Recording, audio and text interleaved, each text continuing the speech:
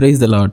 இன்னைக்கு நாம பழைய ஏற்பாட்டு ஊழியக்காரங்களுக்கும் புதிய ஏற்பாட்டு ஊழியக்காரங்களுக்கும் என்ன வித்தியாசம் இருக்குங்கிறத பார்க்க போறோம். பழைய ஏற்பாட்டு காலத்துல கர்த்தர் ஆபிரகாமை நோக்கி நான் சோதோம் கோமராவை அழிக்க போறேன்னு சொன்னாரு.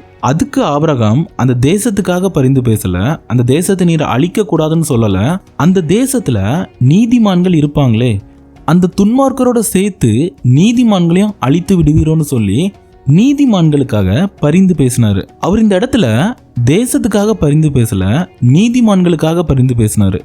அப்போ தேவன் லோத்து நீதிமானா இருந்தபடியால் அவனை காப்பாத்தினாரு. தேவனுடைய ஊழியக்காரனாகிய ஆபிரகாம் தேசத்துக்காக பரிந்து பேசாம நீதிமான்களுக்காக பரிந்து பேசினார்னு சொல்லி நம்ம வாசிக்கிறோம். வேதத்துல இன்னொரு இடத்துல கர்த்தர் யோனாவை பார்த்து நீ நினிவே பட்டணத்துக்கு போய் இன்னும் 40 நாள்ல நினிவே பட்டணத்தை கர்த்தர் அழிக்க போறாருன்னு சொல்லி எச்சரிக்கை சொல்லணும்னு சொன்னாரு. முதல்ல அவன் போல, ஆனா உபத்திரவப்பட்டதுக்கு அப்புறம் அவன் போனான். அவன் நினிவே பட்டணத்தை பார்த்து இன்னும் 40 நாள்ல நினிவேய தேவன் அழிக்க போறாருன்னு சொல்லி எச்சரிப்பு சொன்னான். அப்போ ஜனங்கள் தேவனை விசுவாசித்து உபவாசம் பண்ணி பெரியவங்கள்ல இருந்து சின்னவங்க வரைக்கும் ரெட்டுடுத்தி தங்களை தாழ்த்தினாங்க. அந்த செய்தி அறிஞ்ச ராஜாவும் தன்னை தாழ்த்தி ரெட்டுடுத்தி கொண்டான். ராஜா ஜனங்களை பார்த்து நீங்க பொல்லாத வழியையும் கையில் உள்ள கொடுமையும் விட்டு திரும்புங்க, அப்பொழுது தேவன் மனஸ்தாபப்பட்டு நம்மையில இருக்கக்கூடிய கோபத்தை விட்டு விடுவார்னு சொல்லி போய் சொல்லுங்கன்னு சொன்னான். ஜனங்கள் தங்கள் பொல்லாத வழிகளை விட்டு திரும்பினார்கள் என்று தேவன் அறிந்து அந்த ஜனங்களுக்கு செய்வேன்னு சொன்ன தீங்க செய்யல. இந்த இடத்துல தேவனாகிய கர்த்தர் அந்த ஊரை அழிக்க போறேன்னு சொல்லி தன்னோட ஊழியக்காரன் கிட்ட சொல்லி அனுப்புறாரு. அவனும் போய் எச்சரிக்கை சொல்றான். அங்க இருக்கக்கூடிய ஜனங்கள் தங்களை மாத்திக்கிட்டாங்க, தங்களோட பாவ வழிகளை மாத்திக்கிட்டாங்க, ஆண்டவரை விசுவாசிச்சாங்க, அவங்க உபவாசம் பண்ணாங்க, தங்களை தாழ்த்தி அவங்களோட பொல்லாத வழிகளை விட்டு விலகுனாங்க. அப்போ ஆண்டவர் மனஸ்தாபப்பட்டு அவங்களுக்கு செய்வேன்னு சொன்ன தீங்க செய்யல. ஆனா இன்னைக்கு இருக்கக்கூடிய ஊழியக்காரங்க ஆண்டவர் ஒரு தேசத்தை அழிக்க போறேன்னு சொன்னா அவங்க என்ன செய்வாங்க? உதாரணத்துக்கு இன்னைக்கு இருக்கிற உலகத்துல ஒரு பகுதியில பாவமும் அக்கிரமமும் பெருகி இருக்கு, அதனால அந்த இடத்த நான் அழிக்க போறேன்னு சொல்லிட்டு தமிழ்நாட்டில் இருக்கக்கூடிய பெரிய ஊழியக்காரங்க கிட்ட தேவனாகிய கர்த்தர் சொன்னா அவங்க என்ன செய்வாங்க? இவங்க அந்த இடத்துக்கு போய் எச்சரிப்பு சொல்லுவாங்களா? நீங்க பாவத்தையும் அக்கிரமத்தையும் விட்டு மனம் திரும்புங்கன்னு சொல்லுவாங்களா? கண்டிப்பா சொல்ல மாட்டாங்க. நம்ம ஜெபம் பண்ணுவோம்னு தான் சொல்லுவாங்க. ஒருவேளை அவங்க போய் சொன்னாலும் அவங்க கேட்க மாட்டாங்க. இவங்க என்ன செய்வாங்கன்னா ஜனங்களெல்லாம் கூப்பிட்டு ஒரு பெரிய ஆராதனை கூட்டத்தை ரெடி பண்ணி அந்த குறிப்பிட்ட இடத்த ரட்சியும்னு சொல்லி தேவன் கிட்ட ஜெபம் பண்ணுவாங்க. நீர் அந்த இடத்த அழிக்க கூடாது, நாங்கள் அவர்களுக்காக எங்கள் சேனையோட திறப்பின் வாசல்ல நிக்கிறோம்னு சொல்லி அவங்களோட விசுவாசிகளையும் தேவனுக்கு விரோதமா யுத்தத்துல கொண்டு நிறுத்துவாங்க. எப்படி இருக்குது? தேவனாகிய கர்த்தர் பூமியில பாவம் நிரம்பிடுச்சுன்னு சொல்லி ஒரு ஊரை அழிக்க போறேன்னு சொல்றாரு. அங்க இருக்கவங்க மனம் திரும்ப வேண்டாம், ஆனா நாங்க ஜெபம் பண்ணி தேவனாகிய கர்த்தருக்கு எதிராக போய் நிற்போம். நாங்க மட்டும் நிற்க மாட்டோம், எங்க விசுவாசிகளையும் சேர்த்து திறப்பின் வாசல் நின்று அவங்களுக்காக ஜெபம் பண்ணுவோம். இததான் ஓசியா 9ஆம் அதிகாரம் 8வது வசனத்துல எபிராமின் காவல்காரர்கள் என் தேவனோடு எதிர்த்து நிற்கிறார்கள்னு சொல்லப்பட்டிருக்கு. இவங்க சொல்றது எப்படி இருக்குன்னா, அந்த ஜனங்கள் மனம் திரும்ப மாட்டாங்க, அவங்க பாவத்தை விட்டு விலக மாட்டாங்க, அவங்க அக்கிரமத்திலேயே தான் இருப்பாங்க. நீர் எங்க ஜெபத்தை கேட்டு மனம் திரும்பி அந்த தேசத்தை அழிக்க கூடாதுன்னு சொல்லி தேவனுக்கு ஆலோசனை சொல்லுவாங்க. இவங்க தேவனுக்கு ஊழியம் செய்யல, தேவனை விட்டு விலகி மனுஷங்களுக்கு ஊழியம் செய்யறாங்க. இவங்க கிட்ட எச்சரிக்கையா இருக்கணும், ஏன்னா இவங்க அதிசயங்களையும் செய்வாங்க. இயேசு கிறிஸ்துவின் காலத்துல கூட இயேசு கிறிஸ்துவ அறியாத அநேகர் இயேசு கிறிஸ்துவின் நாமத்தினால அதிசயங்களை செஞ்சாங்க. இயேசு கிறிஸ்துவோடைய சீஷர்கள் அதை தடுக்க போகும்போது இயேசு என்ன சொன்னார்னா, அவர்களை தடுக்க வேண்டாம், அவர்கள் என்னை குறித்து அவதூறாக பேச மாட்டார்கள், அதனால அந்த ஊழியத்தை நீங்க தடுக்க வேண்டாம்னு சொன்னாரு. இந்த ஊழியக்காரங்களால அற்புதங்களையும் அதிசயங்களையும் இயேசுவின் நாமத்தினால செய்ய முடியும், ஆனா வழிகாட்ட தெரியாது. இததான் வேதத்துல வழிகாட்டிய நம்ப வேண்டாம்னு சொல்லி தேவனாகிய கர்த்தர் சொல்லியிருப்பாரு. அதனால தான் நம்மளோட வாழ்க்கையில நம்ம என்ன செய்யலாம் என்ன செய்யக்கூடாதுன்னு வேதத்துல இருக்கக்கூடிய வசனங்களை மாத்திரம் நம்பி அந்த வழியில நடக்கணும். இந்த மாதிரி இயேசு கிறிஸ்துவ அறியாம அற்புதங்களையும் அதிசயங்களையும் இயேசு கிறிஸ்துவின் நாமத்தினால செய்வாங்க, ஆனா அவங்களுக்கு வழிகாட்ட தெரியாது. இந்த மாதிரி ஊழியக்காரங்களை தான் குருடருக்கு வழிகாட்டும் குருடர்னு இயேசு கிறிஸ்து சொன்னாரு. இருவரும் குருடராய் இருக்கிறபடியால் இருவரும் குழியில் விழுந்து விடுவார்கள். எனவே இயேசு சீஷர்களை பார்த்து ஜெபம் பண்ணும்போது பரலோகத்தில் சித்தம் செயல்படுவது போல பூமியிலும் சித்தம் செயல்படுவதாகன்னு கேட்க சொன்னாரு. அப்படின்னா பரலோகத்துல தேவன் செய்ய நினைக்கிறத தடுக்கிறதுக்கு யாருமே இல்லை. ஆனா பூமியில தேவன் ஒரு காரியத்தை செய்ய நினைச்சா அவருடைய ஊழியக்காரங்க போய் தடுத்துருவாங்க. ஏன்னா தேவன் ஜெபத்தை கேட்கிறவரு. நாம இப்ப என்ன பண்ணிட்டு இருக்கோம்? நம்ம யாருக்காக ஜெபம் பண்றோம்? ஜெபம் பண்ணும்போது என்னெல்லாம் கேட்கிறோம்? இயேசு கிறிஸ்து தன்னோட சீஷர்களை பார்த்து, நீங்க ஜெபம் பண்ணும்போது உம்முடைய சித்தம் பரலோகத்துல செய்யப்படுறது மாதிரி பூமியிலையும் செய்யப்படுவதாகன்னு கேளுங்கன்னு சொன்னாரு. நீர் பரலோகத்துல எப்படி செய்றீரோ அதே மாதிரி என்னோட வாழ்க்கையிலையும் என்னை சுத்தி இருக்கக்கூடியவங்க வாழ்க்கையிலையும் நீர் என்ன செய்யணும்னு நினைச்சிருக்கீரோ அதை செய்யுங்கன்னு சொல்லி கேளுங்கன்னு சொன்னாரு. ஆனா நம்ம என்ன பண்றோம்? ஆண்டவர் சொன்னாலும் கேட்க மாட்டோம், இயேசு கிறிஸ்துவ சொன்னாலும் கேட்க மாட்டோம். நாங்கள் வேற லெவலில் ஜெபம் பண்ணுவோம். அதுலேயும் ஒரு ஸ்டெப் மேலே போய் இந்தியாவோட மேப்பு, தமிழ்நாடோட மேப்பை எடுத்து வச்சு ஒவ்வொரு ஸ்டேட்டாக ஒவ்வொரு டிஸ்ட்ரிக்டாக ஜெபம் பண்ணிட்டு இருக்காங்க. நான் பெரியவங்கள சொல்ல, சின்ன பசங்க கையில் மேப்பை கொடுத்து நீங்கள் ஒரு மேப்பை வாங்குங்க, மேப்பில் இருக்கக்கூடிய ஒவ்வொரு டிஸ்ட்ரிக்டாக ஜெபம் பண்ணுங்க, ஒவ்வொரு ஸ்டேட்டுக்காக ஜெபம் பண்ணுங்க, எல்லாருக்காகவும் ஜெபம் பண்ணி எல்லாருடைய சாபத்தையும் நீங்கள் வாங்கிக்கோங்க. இயேசு கிறிஸ்து தன்னோட ரத்தத்தை சிந்தி தனக்கு கொடுக்கப்பட்டவங்கள மீட்டெடுத்தாரு. சீஷர்கள் கிட்ட சொல்லும்போது, நான் உலகத்துக்காக வேண்டிக் கொள்ளாம நீர் எனக்கு தந்தவர்களுக்காக வேண்டிக் கொண்டேன்னு சொன்னாரு. அதே மாதிரி நம்மளை சார்ந்து இருக்கவங்களுக்காக மட்டும் நம்ம வேண்டிக் கொண்டா போதும். நம்ம யாருக்காக வேண்டிக் கொள்றோனே தெரியாம நம்ம ஜெபம் பண்ணிட்டு இருக்கோம்.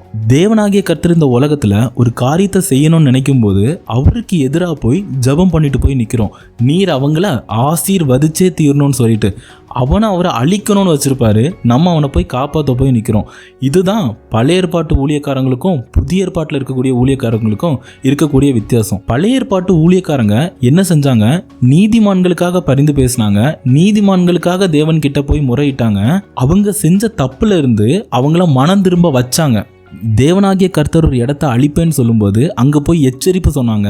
எச்சரிப்பு கேட்ட ஜனங்கள் தங்களோட பாவ வழிகளை விட்டு தங்களை தாழ்த்தி உபவாசித்து தேவனை விசுவாசித்து அவங்க மாறினாங்க. யார் மாறினா? ஜனங்கள் மாறினாங்க. ஆண்டவர் அவங்களுக்கு செய்வேன்னு சொன்ன தீங்க செய்யாமல் போனார். அந்த ஜனங்களை அவங்க காப்பாற்றினாங்க. ஆனால் இப்போ உள்ள ஊழியக்காரங்க என்ன செய்கிறாங்க? அந்த ஜனங்கள் அப்படியே இருக்கட்டும், அவங்க பாவியாகவே இருக்கட்டும், அவங்க பாவத்திலே வாழ்ந்து பாவத்திலே சாகட்டும், நாங்கள் அடக்காரதனை கரெக்டாக போய் நடத்திடுவோம். ஆனால் நீர் மனம் திரும்பும், நீர் அந்த இடத்த அழிக்கக்கூடாது, ஏன்னா எங்களுக்கு அந்த ஜனங்கள் ரொம்ப முக்கியம், நீர் அந்த ஜனங்களை அழிக்காதையும் நீர் மனம் திரும்பிடுன்னு சொல்லி தேவனுக்கு ஆலோசனை சொல்கிறாங்க. இதுதான் பழைய ஏற்பாட்டு ஊழியக்காரங்களுக்கும் புதிய ஏற்பாட்டு ஊழியக்காரங்களுக்கும் இருக்கிற வித்தியாசம். இதனால தான் இயேசு கிறிஸ்து சீஷர்களை பார்த்து பூமியில் உம்முடைய சித்தம் செய்யப்படுவதாகன்னு சொல்லி கேளுங்கன்னு சொன்னார். நாமும் ஒவ்வொருத்தரும் ஒவ்வொரு நாளும் அவர்கிட்ட உம்முடைய சித்தம் பூமியில் செய்யப்படுவதாகன்னு கேட்கணும். இந்த மாதிரி தேவன் ஒரு காரியத்தை செய்ய நினைக்கும் போது அதுக்கு எதிராக போய் நிற்கிற ஊழியக்காரங்களும் அவர்களுக்கு துணைப்போன விசுவாசிகளும் தேவனுடைய ஆலயத்தில் பகையாளியாகவும் இருக்காங்கன்னு சொல்லி சொல்லப்பட்டிருக்கு. இன்னைக்கு இருக்கக்கூடிய ஊழியக்காரங்களில் அநேகர் எதுக்கு எடுத்தாலும் ஜெபம் பண்ணுவோன்னு சொல்லுவாங்க. ஆனால் பிரசங்கில சாலமன் என்ன சொல்லியிருக்காருன்னா, தேவன் வானத்தில் இருக்கிறார், நீ பூமியில் இருக்கிறாய், அதனால் உன் வார்த்தை சுருக்கமாக இருப்பதாக. காரணம் சொற்களின் மிகுதியினால் பாவம் இல்லாமல் போகாது. இதை தான் இயேசு கிறிஸ்து சொல்லும்போது, நீங்கள் ஜெபம் பண்ணும்போது அஞ்ஞானிகளைப் போல வீண் வார்த்தைகளை அலம்பாதேயுங்கள். அறிவில்லாதவர்கள் அதிக வசனிப்பினால் தங்கள் ஜெபம் கேட்கப்படும் என்று நினைக்கிறார்கள். அந்த அறிவில்லாதவர்கள் செய்கிறது போல நீங்கள் செய்யாதிருங்கள். நீங்கள் வேண்டிக் கொள்வதற்கு முன்னமே உங்களுக்கு என்ன தேவை என்பதை உங்கள் பரமபிதா அறிந்திருக்கிறார். அதனால முதலாவது தேவனுடைய ராஜ்யத்தையும் அவருடைய நீதியும் தேடுங்கன்னு சொன்னாரு. அதாவது அவருடைய வசனத்துக்கு கீழ்ப்படிஞ்சு நடங்கன்னு சொன்னாரு. இயேசு கிறிஸ்து என்ன சொல்றாரு? அஞ்ஞானிகளை போல வீண் வார்த்தைகளை அலம்பாதீங்கன்னு சொல்றாரு. நீங்க வீண் வார்த்தைகளை அவர்கிட்ட கேட்காதுங்கன்னு சொல்றாரு. வீண் வார்த்தைனா அது கெட்ட வார்த்தை இல்லை, அது நல்ல வார்த்தை தான். இந்த உலகத்தில் எனக்கு அதை தாரும் இதை தாரும், அந்த ஆசீர்வாதம் எனக்கு வேணும், இந்த ஆசீர்வாதம் எனக்கு வேணும், எனக்கு அந்த வீடு வேணும், அந்த பைக் வேணும்னு சொல்லிட்டு நம்ம கேட்க வேண்டிய அவசியம் இல்லை. ஏன்னா நமக்கு என்ன வேணுங்கிறத நம்ம கேட்கறதுக்கு முன்னாடியே அவர் அறிஞ்சிருக்காரு. அதினதின் காலத்தில் அவர் நேர்த்தியாக செய்வார். நமக்கு எப்போ என்ன தரணும்னு அவருக்கு தெரியும். இப்போ சில ஊழியக்காரங்க விசுவாசிகளை பார்த்து 1 மணி நேரமாவது விழித்திருந்து ஜெபம் பண்ணக்கூடாதான்னு கேட்பாங்க. உங்க ஜெபத்தை கேட்கறதுக்கு ஆண்டவர் ஆவலோடு காத்துட்டு இருக்காருன்னு சொல்லுவாங்க. இதை இயேசுவே சொன்னதா சொல்லுவாங்க. இதை இயேசு சொன்னாரான்னு கேட்டா சொன்னாரு. ஆனா எந்த சூழ்நிலையில சொன்னார்னு ஒன்று இருக்குல்ல. மத்தேயு 26:31 மேய்ப்பனை வெட்டுவோம், ஆடுகள் சிதறடிக்கப்படும் என்ற தீர்க்க தரிசனம் நிறைவேறும்படி இயேசு சிலுவையில அறையப்படுறதுக்கு முன்னாடி அவருடைய சீஷர்களுக்கு சோதனை வரும்னு சொல்லி இயேசு அறிந்திருந்தாரு. அதனாலதான் இயேசு சொன்னாரு, நீங்க சோதனைக்கு உட்படாதபடிக்கு விழித்திருந்து ஜெபம் பண்ணுங்கன்னு சீஷர்களை பார்த்து சொன்னாரு. சோதனை காலத்துல நாம விழித்திருந்து ஜெபம் பண்ணணும்னு தான் இயேசு கிறிஸ்து இந்த இடத்துல சொன்னாரு. சோதனைக்கு உட்படாதபடிக்கு விழித்திருந்து ஜெபம் பண்ணுங்கன்னு சொன்னாரு. சோதனைனா எந்த விதத்துல வேணா வரலாம். நீங்க ஒரு காரியத்தை செய்ய போவீங்க, அதுக்கு தடையா நிறைய பேர் வந்து நிற்பாங்க. அந்த காரியம் முடிகிற வரைக்கும் உங்களுக்கு சோதனை காலம்தான். அந்த காரியம் முடிகிற வரைக்கும் நீங்க விழித்திருந்து ஜெபம் பண்ணணும். அந்த நேரத்துல சோதனைக்கு உட்படாதபடிக்கு விழித்திருந்து ஜெபம் பண்ணுங்கன்னு சொன்னாரு. ஆனா சிலருக்கு வருஷத்துல 365 நாளும் சோதனை காலம்தான். காரணம், அவங்க தேவனுக்கு பிரியமானவங்க இல்லை. தேவனுக்கு பிரியமானவங்க அவர்கிட்ட வேண்டிக் கொள்றதுக்கு முன்னமே அவங்களுக்கு என்ன வேணும்னு அவர் அறிஞ்சிருக்காரு. அதனால தேவன் அவருடைய பிள்ளைகளை பார்த்து என்ன சொல்றாருன்னா, முதலாவது தேவனுடைய ராஜ்யத்தையும் அவருடைய நீதியையும் தேடுங்கள், அப்பொழுது இவைகள் எல்லாம் உங்களுக்கு கூட கொடுக்கப்படும்னு இயேசு கிறிஸ்து சொல்லியிருக்காரு. காரணம், உங்களுக்கு என்ன தேவைன்னு உங்க பரமபிதா அறிஞ்சிருக்காரு. உங்களால முடிஞ்சா கர்த்தரை எவ்வளோ நேரம் வேணா துதிங்க, எத்தனை மணி நேரம் வேணாலும் துதிங்க. நீங்க கர்த்தரை துதிக்கும் போது அவருடைய இரக்கம் உங்களுக்கு கிடைக்கும். கர்த்தரை துதிக்கிறதுக்கும் ஜெபிக்கிறதுக்கும் நிறைய வித்தியாசம் இருக்கு. ரெண்டும் ஒன்றுன்னு நினைச்சிட போறீங்க. ஜெபிக்கிறதுனா நம்முடைய தேவைகளை கர்த்தர் இடத்துல சொல்றது. நான் ஜெபம் பண்ண வேண்டாம்னு சொல்லலை, உங்க ஜெபம் சுருக்கமா இருக்கட்டும். காரணம், நாம ஜெபம் பண்ணும்போது நாம சொல்றத அவர் கேட்கிறாரு, ஆனா அவர் சொல்றத தான் நாம கேட்கணும். இதுக்கு இன்னொரு சாட்சியா லோத்தை சொல்லலாம்.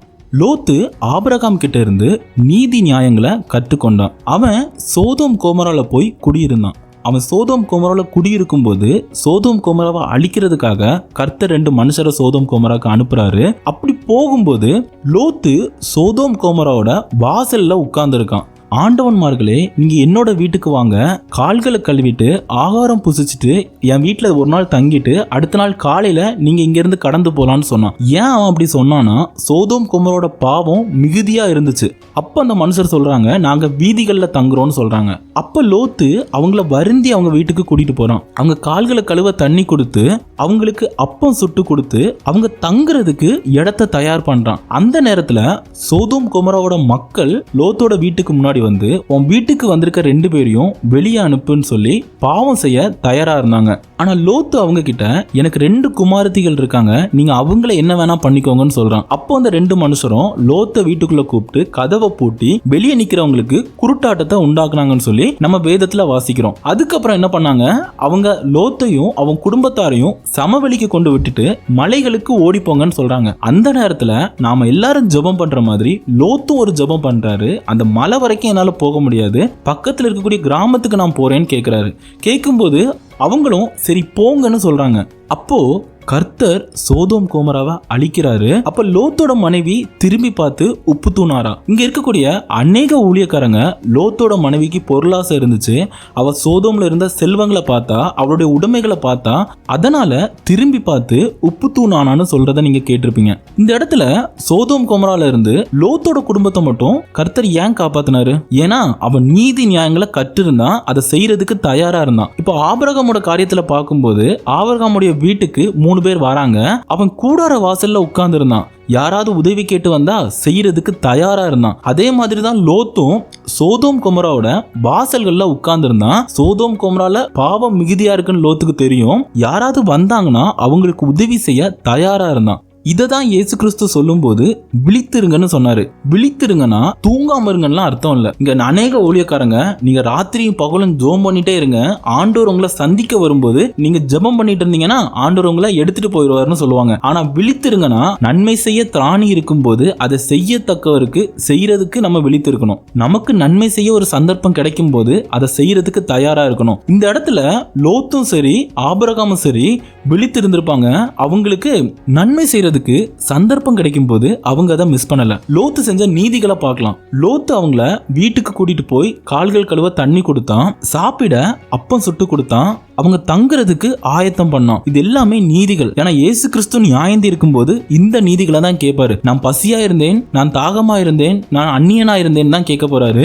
இது எல்லாத்தையுமே லோத்து இந்த இடத்துல செஞ்சிருப்பாரு. அவங்க பசியா வந்திருப்பாங்க, அவங்களுக்கு ஆகாரம் கொடுத்திருப்பாரு, அவங்கள சேர்த்துக்கிட்டாரு. இதெல்லாம் நீதிகள். அப்போ இந்த இடத்துல எங்க நியாயம் இருக்குன்னா, நம்மளை தேடி ஒருத்தங்க வரும்போது அவங்கள பாதுகாக்கிறதுங்கிறது நியாயம். அந்த நியாயத்துக்காக தன்னோட குமாரத்திகளை கொடுக்கறதுக்கே அவன் தயாரா இருந்தான். இதுதான் நியாயம். லோத்து நீதி நியாயங்களை கற்றிருந்தான், அதை செய்யறதுக்கும் தயாரா இருந்தான். இது குறித்து மத்தேயு 10ஆம் அதிகாரம் 39வது வசனத்துல நம்மளால பார்க்க முடியுது.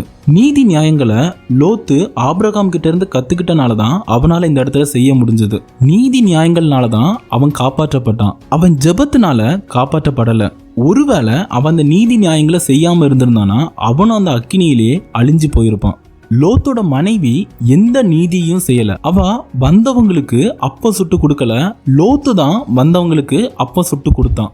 அதனாலதான் கர்த்தர் மனைவிய தீமைக்கு ஒப்பு கொடுத்தாரு. இதே சூழ்நிலையில சாராள் வந்தவங்களுக்கு அப்பம் சுட்டு கொடுத்து வாக்குத்தத்தத்தை சுதந்திரித்து கொண்டா. ரெண்டாவதா ஜெபத்தை பத்தி பார்ப்போம். கர்த்தர் அனுப்பின 2 மனுஷங்களும் லோத்தை பார்த்து மலைகளுக்கு ஓடிப்போங்கன்னு சொன்னாங்க. அதுக்கு லோத்து, அப்படி அல்ல ஆண்டவரே, அந்த மலைகளுக்கு ஓடி போக என்னால முடியாது, தீங்கு என்ன தொடரும், நான் மரித்து போவேன்.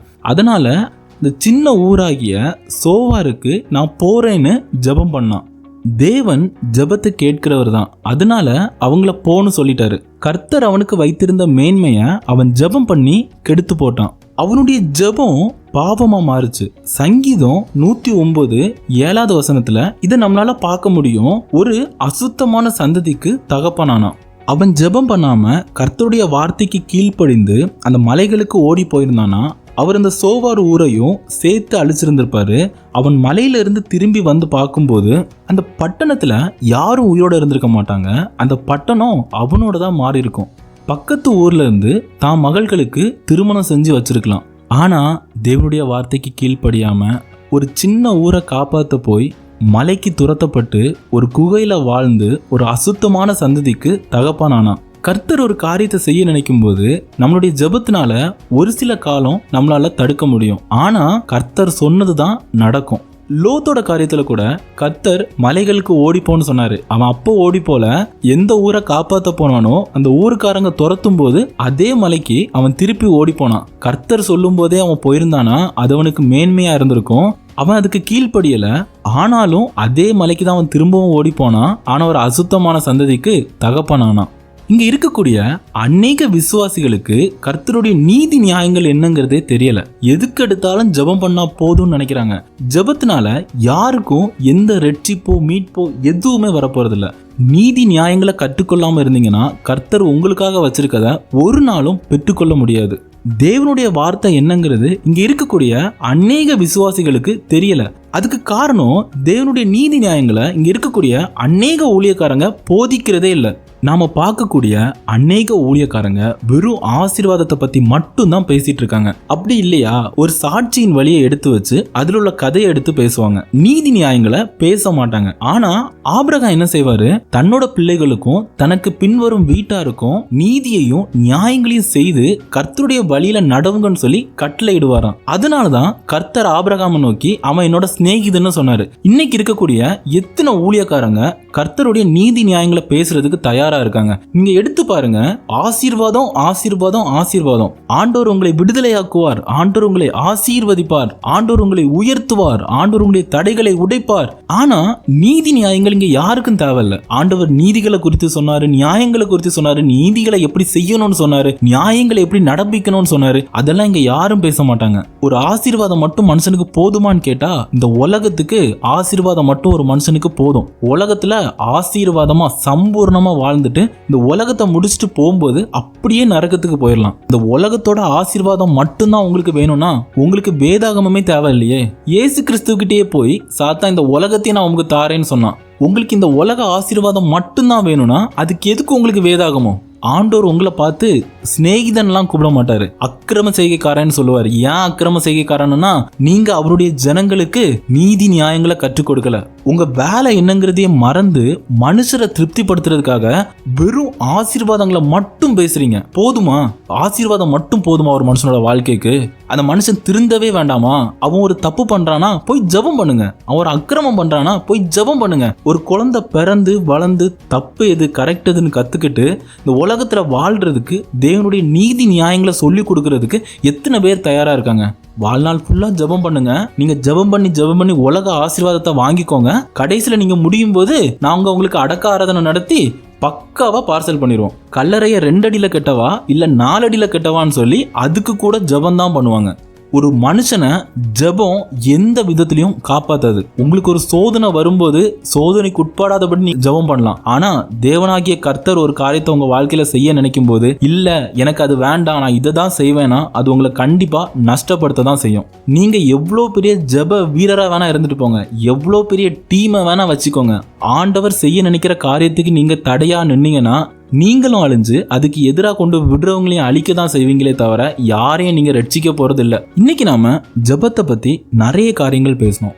ஆண்டவர் நம்மளோட வாழ்க்கையில ஒரு காரியத்தை செய்ய நினைக்கும் போது அதை ஜெபம் பண்ணி நம்மளால ஒரு சில காலங்கள் தடுத்து வைக்க முடியும். நான் முடியாதுன்னு சொல்லல, ஆண்டவர் ஜெபத்தை கேட்கிறவர் தான். ஆனா முடிவுல அவர் எதை செய்யணும்னு நினைச்சாரோ அதுதான் நம்மளோட வாழ்க்கையில நடக்கும். ஜெபம் பண்ணும்போது உங்களுக்காக ஜெபம் பண்ணுங்க, சோதனைக்கு உட்படாதபடிக்கு ஜெபம் பண்ணுங்க. ஆண்டவர் உங்களோட வாழ்க்கையில செஞ்ச காரியங்களுக்காக நன்றி சொல்லுங்க. உங்களுக்கு கொடுக்கப்பட்டவங்களுக்காக ஜெபம் பண்ணுங்க. அதை விட்டுட்டு நான் இந்தியாக்காக ஜெபம் பண்றேன், தமிழ்நாட்டுக்காக ஜெபம் பண்றேன்னு சொல்லி மேப்பை வாங்கி அது மேல கைய வச்சு ஜெபம் பண்ணிட்டே இருப்பீங்கன்னா யாரோ ஒருத்தருக்காக நீங்க ஜெபம் பண்றீங்க.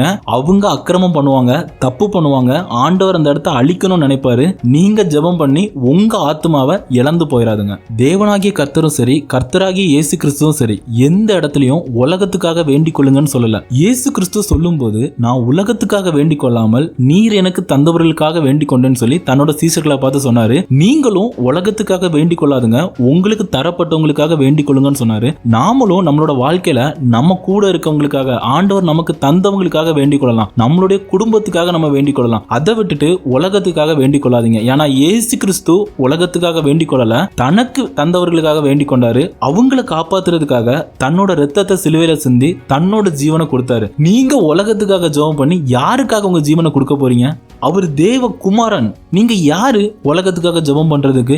யாரு சொன்னா உலகத்துக்காக ஜெபம் பண்ண சொல்லி? தேவனாகிய கர்த்தர் சொன்னாரா? இல்ல கர்த்தராகிய இயேசு கிறிஸ்து சொன்னாரா? இல்ல பரிசுத்த ஆவியானவரால தீர்க்கதரிசிகளால சொல்லப்பட்டுச்சா? தேவனாகிய கர்த்தர் சொல்லும் போது வேதாகமத்தை சீஷர்களோட முத்திரையிடுன்னு சொன்னாரு. சீஷர்களோட வேதாகமம் முடிஞ்சு போச்சு. அதுக்கப்புறம் பவுல் சொன்னார்னு சொல்லி நாங்க ஜெபம் பண்றோம்னு சொன்னீங்கன்னா தாராளமா ஜெபம் பண்ணுங்க. அதுக்கு தேவனாகிய கர்த்தரும் பொறுப்பு இல்ல, கர்த்தராகிய இயேசு கிறிஸ்துவும் பொறுப்பு இல்ல. பவுல் சொன்ன மாதிரி தாராளமா ஜெபம் பண்ணி உங்க ஆத்மா எங்க போதோ அங்க போட்டும். இதுக்கு நான் எக்ஸ்பிளனேஷன் கொடுக்க விரும்பல. நான் சொல்ற வசனங்களும் வேதாகமத்துல தான் இருக்கு. தேவனாகிய கர்த்தர் சொன்ன வசனங்களையும் கர்த்தராகிய இயேசு கிறிஸ்து சொன்ன வசனங்களையும் தான் நான் சொல்றேன். ஆசீர்வாதங்களை மட்டும் கேட்டு பழகின உங்க காதுகளுக்கு நான் சொல்ற வசனம் தப்பா கூட தெரியலாம், அப்படியே தெரியட்டும். என்கிட்ட சொல்ல சொன்னாரு, நான் சொல்லியாச்சு. இதோட என் வேலை முடிஞ்சது. காது உள்ளவன் கேட்கட்டும். அறியாத காலத்துல தேவன் காணாதவர் போலதான் இருப்பாரு. இதை நீங்க கேக்குறீங்கன்னா எது கரெக்ட் எது தப்புன்னு உங்களுக்கு தெரியும். இதை நீங்க கேட்டதுக்கு அப்புறம் கூட நீதி நியாயங்களை கத்துக்கிறத விட்டுட்டு ஜெபம் மட்டும்தான் நான் பண்ண போறேன், அதுவும் உலகத்துக்காக தான் ஜெபம் பண்ண போறேன் நீங்க இருக்கீங்கன்னா தாராளமா ஜெபம் பண்ணுங்க. உங்க ஆத்துமா எங்க போகணும்னு அவரு நினைச்சிருக்காரோ அதை அங்க போட்டும்.